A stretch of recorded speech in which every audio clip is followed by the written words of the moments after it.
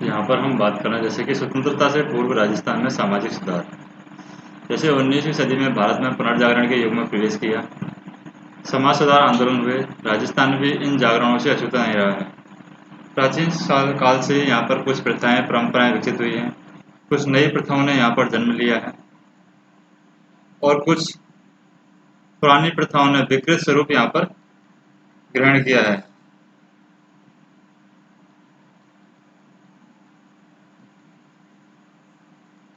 Next हम देखें, फलस्वरूप समाज की एक नई क्रांति की आवश्यकता हुई है। यहाँ पर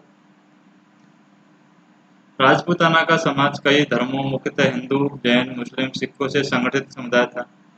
हिंदू समाज की वर्ण व्यवस्था जाति के स्वरूप में स्थापित थी। जातियां उपजातियों में विभक्त थी। प्राचीन काल में समाज में वर्ण व्यवस्था श्रम और कार्य विभाजन पर आधारित एक सकारात्मक व्यवस्था थी, लेकिन कालांतर में यह जातीय स्वरूप ग्रहण करते हुए कार्य विभाजन नकारात्मक स्वरूप सोपान बदल व्यवस्था में बदल गया। विवाह संस्था सामाजिक संगठन की सबसे मजबूत व्यवस्था रही है, लेकिन इसमें बाल विवाह, अनमेल विवाह जैसे तत्व जुड़ गए हैं। इसी प्रकार से कुछ कुप्रथाएं जैसे कि सती प्रथा, दास प्रथा, मानव व्यापार, डाकन प्रथा, समाधि, मृत्यु भोज आदि प्रथाएं अपनी जड़ें जमाने लगी हैं। और योग दर्शन मन, बुद्धि और शरीर को स्वस्थ रखने वाला महान भारतीय दर्शन है, लेकिन कुछ लोगों ने योगिक क्रियाएं सीखकर इसका दुरुपयोग करने का प्रयत्न किया है। इस प्रकार 19वीं सदी की राजपूताना में अनेक कुप्रथाएं स्थापित की। पुरातन पंथी विचारों ने स्वयं संरक्षण भी यहाँ पर मिल रहा था। राजनीतिक एवं आर्थिक ढांचा इस व्यवस्था से प्रभावित था।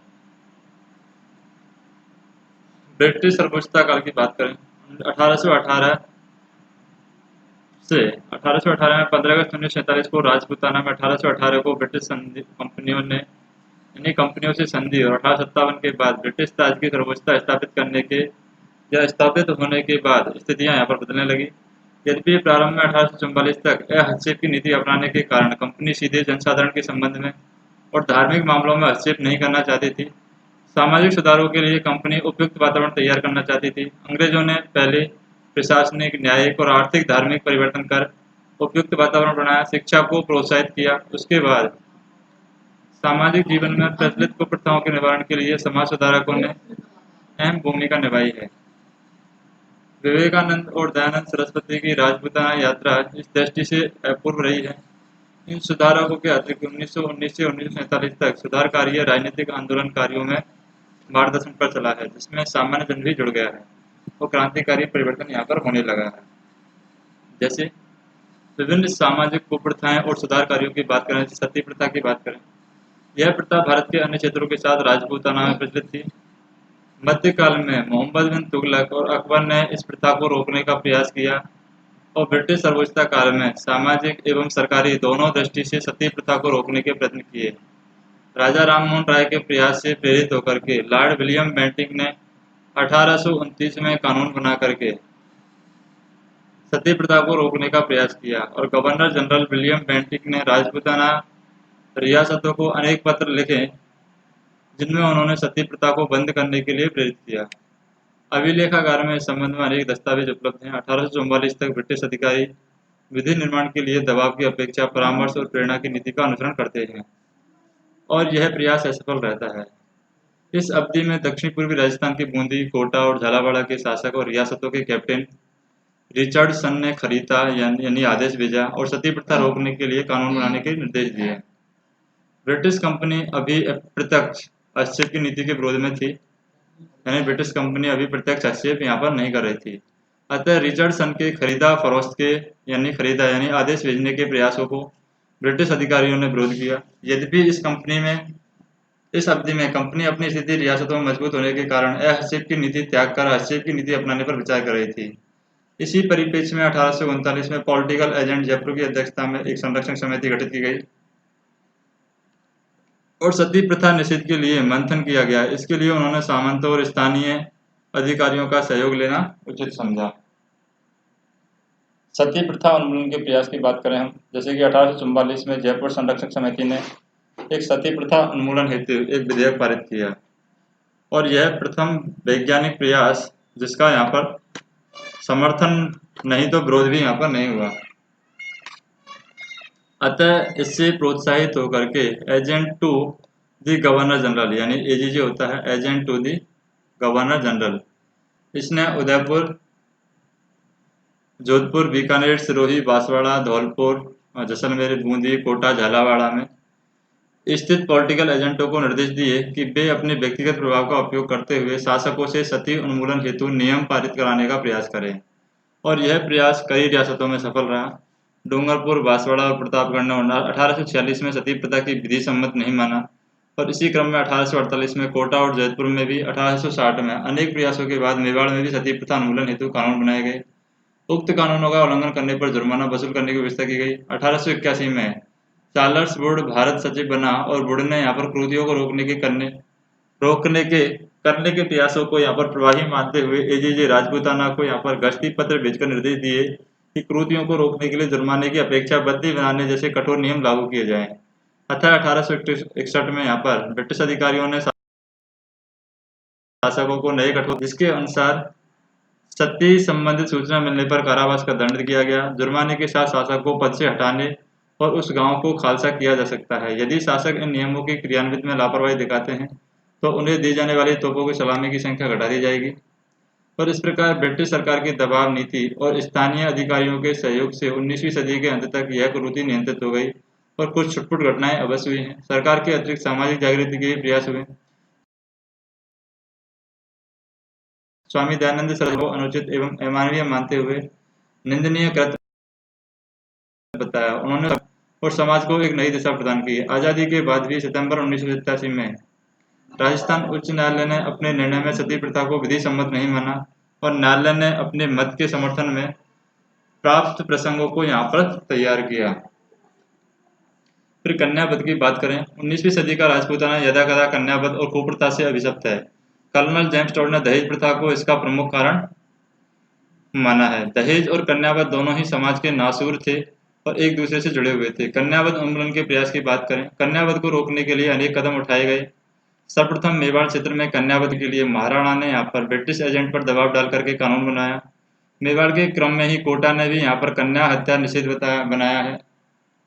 1839 में जोधपुर महाराजा ने कोड ऑफ रूल्स बनाए, और 1844 में जयपुर महाराजा ने कन्यावध अनुचित घोषित किया। यद्यपि यहाँ पर हम बात करें, बीकानेर में कानून तो नहीं बनाया, लेकिन 1839 में गया यात्रा के समय महाराजा ने सामंतों को शपथ दिलाई कि वे अपने यहाँ कन्यावध नहीं होने देंगे, और 1888 के बाद कन्यावध की घटनाएं लगभग समाप्त सी मानी जाती हैं। अनमेल व बाल विवाह की बात करें। छोटी उम्र की कन्याओं का उनसे कई अधिक बड़ी उम्र के व्यक्ति से विवाह कर दिया जाता था। इस प्रकार के विवाह के पीछे मुख्य कारण आर्थिक परेशानी थी। दासी प्रथा भी इसी कारण थी। इसके अनेक दुष्परिणाम थे। अनमेल विवाह के बाद लड़की अक्सर विधवा हो जाती थी। उसे पूरा जीवन कठिनाइयों से गुजरना पड़ता था। अवयस्क अवस्था की लड़कों को विवाह भी कुप्रथा भी सामान्य थी, जिससे समाज के स्वास्थ्य पर यहाँ पर विपरीत प्रभाव पड़ा है। अनमेल व बाल विवाह उन्मूलन के प्रयास की बात करें। अतः अनमेल एवं बाल विवाह जैसी कुप्रथाओं को प्रतिबंधित करने के लिए समाज सुधारक दयानंद सरस्वती ने आवाज उठाई, और 10 दिसंबर 1903 में अलवर रियासत ने बाल विवाह और अनमेल विवाह निषेध कानून बनाया। राज परिवारों से भी इसका कड़ाई से पालन करवाया गया। फिर दास प्रथा की बात करें। भारत में दास प्रथा प्राचीन काल से अस्तित्व में थी। राजपूताना भी इससे अछूता नहीं रहा है। कालांतर में यह व्यवस्था अधिक विकसित हुई है।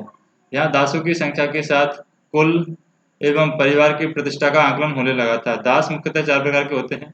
बंधक, जो युद्ध के अवसर पर बंदी बनाए गए, स्त्री और पुरुष, दूसरे विवाह के अवसर पर दहेज दिए जाने वाले स्त्री पुरुष, तीसरे स्थानीय सेवक सेविकाएं, चौथे वंशानुगत सेवक या सेविकाएं, जो स्वामी के अवैध संतान होते हैं और उनसे उत्पन्न पुत्र पुत्री वंशानुगत रूप से सेवा करते रहते हैं। इनकी सामाजिक स्थिति अच्छी नहीं होती। बिना शासक की अनुमति के विवाह भी नहीं कर सकते हैं। फिर डाकन प्रथा की बात करें।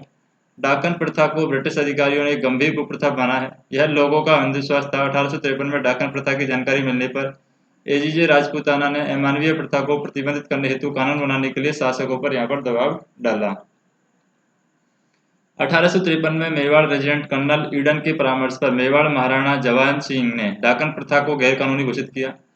सामाजिक सुधार के प्रयत्न की बात करें। कुप्रथाओं के रोकथाम हेतु प्रयास। जैसे प्रचलित कुप्रथाओं को रोकने के लिए 2 तरफा प्रयास हुए, एक सरकारी प्रयास और दूसरा सामाजिक प्रयास। सरकारी प्रयासों में समय समय पर रियासतों में कानून बनाने के अतिरिक्त मेवाड़ में देश हितकारिणी सभा और संपूर्ण राजपूताना में एजीजे वाल्टर के नेतृत्व में वाल्टर हितकारिणी सभा के माध्यम से कानून यहाँ पर बनाए गए। देश हितैषणी सभा की बात करें हम यहाँ पर कवि श्यामल दास ने यहाँ पर वीर विनोद में 2 जुलाई 1877 में उदयपुर में स्थापित देश हितैषणी सभा का उल्लेख किया। वह स्वयं इस संस्था के सदस्य थे और यह मेवाड़ रियासत तक ही सीमित था। इस सभा का उद्देश्य विवाह संबंधी कठिनाइयों का समाधान करना था। इसमें राजपूताना के वैवाहिक कार्यों पर 2 प्रकार से प्रतिबंध लगाए गए। प्रथम वैवाहिक खर्च सीमित करना था। दूसरा, यहाँ पर पहला तो विवाह खर्च सीमित करना था, दूसरा बहुविवाह निषेध के नियम बनाए गए। मेवाड़ की देश हितैषणी सभा का उपरोक्त प्रयत्न पूर्ण सफल नहीं हो पाया क्योंकि इसमें ब्रिटिश सरकार का पूर्ण सहयोग नहीं मिला। कमिश्नर रिपोर्ट से पता चलता है कि 1886 में मेवाड़ रेजिडेंट के द्वारा एजीजी को भेजी गई रिपोर्ट में मेवाड़ के देश हितैषणी सभा के नियमों में कुछ परिवर्तन करके उन रियासतों से विधवा विवाह यानी कि विवाह प्रथा में सुधार संबंधित कदम उठाए गए। इस प्रकार सामाजिक सुधार संबंधित रियासत का पहला सदा कदम था। बाद में मेवाड़ की तर्ज पर अन्य रियासतों ने भी हितैषणी सभा बनाई। वॉल्टर कृत हितकारिणी सभा की बात करें 1887 में वॉल्टर राजपूताना का एजीजे नियुक्त किया गया। उसने अक्टूबर 1887 में रियासतों से नियुक्त पॉलिटिकल एजेंट को राजपूतों के विवाह खर्च का पर नियम बनाने के लिए परिपत्र लिखा और 10 मार्च 1888 को अजमेर में भरतपुर, धौलपुर और बांसवाड़ा को छोड़कर कुछ 41 प्रतिनिधियों ने भाग लिया। सम्मेलन में लड़के और लड़कियों की विवाह आयु निश्चित करने और मृत्यु भोज पर खर्च नियंत्रण करने के प्रस्ताव रखे गए। जनवरी 1889 में वॉल्टर ने दूसरा सम्मेलन आयोजित किया जिसने पुराने सदस्यों में से केवल 20 सदस्य आए। इस सम्मेलन में इस कमेटी का नाम था वॉल्टर कृत राजपूत हितकारिणी सभा और 1 सप्ताह के सम्मेलन में आंकड़ों सहित सुधारों की प्रगति यहाँ पर संबंधित रिपोर्ट तैयार की गई और प्रति वर्ष सम्मेलन के आयोजन की व्यवस्था की गई जिसमें सुधार कार्यों का आकलन करके प्रशासनिक रिपोर्ट के लिए भेजा जाए। और 1936 के वॉल्टर सभा यहाँ पर भंग कर दी जाती है। फिर 1889 से 1938 के मध्य वॉल्टर सभा के कुछ कार्य हम देखें जैसे कि बहु विवाह प्रथा पूर्णतः समाप्त कर दी गई, विवाह आयु निश्चित कर दी गई, लड़की कम से कम 14 वर्ष और लड़का कम से कम 18 वर्ष का होना चाहिए। टीके का आशय लड़की के पिता पक्ष की ओर से भेजे गए उपहार से था। रीत का तात्पर्य यहाँ पर लड़के के पिता पक्ष की ओर से भेजे गए उपहार से था। विवाह के समय प्रयुक्त उक्त टीका और रीत प्रथा पर पूर्णतः प्रतिबंध लगा दिए गए। इसके अतिरिक्त भी अनेक सामाजिक नियमों का गठन किया गया जिसमें कुप्रथाओं का यदि अंत न होता तो उनमें कमी अवश्य आए। वॉल्टर कृत हितकारिणी सभा ने अपने कार्यकाल में सुधार संबंधी अनेक कदम उठाए लेकिन यह नौकरशाही व्यवस्था मात्र बनकर रह गई। सामाजिक सुधार हेतु कोई सक्रिय प्रभावशाली भूमिका नहीं निभा पाई लेकिन शासक वर्ग को सुधार हेतु मानसिक रूप से प्रभावित करने में सक्षम थी। सामाजिक कुप्रथाओं को रोकने के लिए सामाजिक प्रयत्न भी महत्वपूर्ण रहे हैं और स्वामी विवेकानंद की 1891 में यात्रा नई जागृति लाई और इसके परिणाम स्वरूप धर्म से जुड़कर जो कुप्रथाएं प्रचलित हो गई उन्हें तर्क के आधार पर समझकर लोगों ने मानने से इनकार कर दिया। राजपूताना में सर्वाधिक प्रभाव स्वामी दयानंद और उसके आर्य समाज संगठन का पड़ा है और यहाँ पर दयानंद स्वामी एक संत थे जो ईश्वर और अध्यात्म के साथ साथ सामाजिक जीवन में व्यक्ति के अस्तित्व और उनके उत्तरदायित्व को समझाने का विवेक लोगों में विकसित कर पाए। उन्होंने सामाजिक अन्याय से संघर्ष का साहस और उत्साह पैदा किया। उन्होंने वाद विवाद और गोष्ठियों को प्रोत्साहित किया जिससे समाज में तार्किक शक्ति विकसित हो। उन्होंने महिलाओं की शिक्षा पर बल दिया जिससे वे अपने साथ होने वाले अन्याय से लड़ सकती हैं। उन्होंने जाति प्रथा, छुआछूत, बाल विवाह, अनविल विवाह का विरोध किया, विधवा विवाह का समर्थन किया और राष्ट्रीय भावना को यहाँ पर प्रोत्साहित किया। स्वामी दयानंद सरस्वती ने अपने सामाजिक चेतना अभियान में शासक और कुलीन वर्ग की भूमिका पर विशेष बल दिया है। आम जन को समाज सुधार के लिए संगठित रूप में कार्य करने हेतु आर्य समाज और परोपकारिणी सभा के सदस्य यहाँ पर सक्रिय हुए हैं। समाज सुधारकों के द्वारा किए गए कार्यों का प्रभावकाल 1840 से 1919 माना जाता है। 1919 से 1947 तक समाज सुधार कार्य राजनीतिक आंदोलन के मार्गदर्शन में चला था और यहाँ पर राजस्थान आंदोलन के सेवा संघ कांग्रेस के नेतृत्व में ग्रामीण और आदिवासी क्षेत्रों तक सामाजिक सुधार हेतु समर्पित हो गए। उन्होंने जगह जगह शिक्षक संस्थाएं खोली। गांधी जी ने स्वदेशी आंदोलन चलाते हुए व्यावसायिक शिक्षा को भी यहाँ पर स्वावलंबन का माध्यम बनाया और हरिजनों को शिक्षित करने के अतिरिक्त उन्हें मंदिरों में प्रवेश हेतु भी आंदोलन किए और कार्यकर्ताओं ने यहाँ पर परवाने तक साफ किए जिनसे कार्य की महत्ता सिद्ध हो, जातिगत आधार पर कोई कमजोर या हीन नहीं माने जाए और विधवाओं का, वेश्याओं का विवाह आदि कार्यक्रम को केवल जागृति कार्यक्रम के रूप में नहीं चलाए बल्कि अनेक कार्यकर्ताओं ने इसे विवाह करके समाज के समक्ष उदाहरण प्रस्तुत किए हैं जैसे कि 1919-1947 के मध्य जो सामाजिक या राजनीतिक आंदोलन के साथ सामाजिक सुधार हुए थे वे इस दृष्टि से महत्वपूर्ण थे। यह उपदेशात्मक नहीं थे बल्कि प्रयोगात्मक थे। स्वयं कार्यकर्ता कुरीतियों को समाप्त करने, एक अहिंसात्मक समाज स्थापित करने के लिए गांधी जी रचनात्मक आंदोलन के एक सिद्धांत से प्रेरित थे। अहिंसात्मक राष्ट्रभक्ति और सामूहिक जीवन का एक आवश्यक शर्त है। जैसे यहाँ पर देखें, ब्रिटिश संरक्षक समिति ने सती उन्मूलन हेतु विधेयक कब पारित किया। जैसे यहाँ पर हम बात करें, ब्रिटिश संरक्षक समिति ने सती उन्मूलन हेतु विधेयक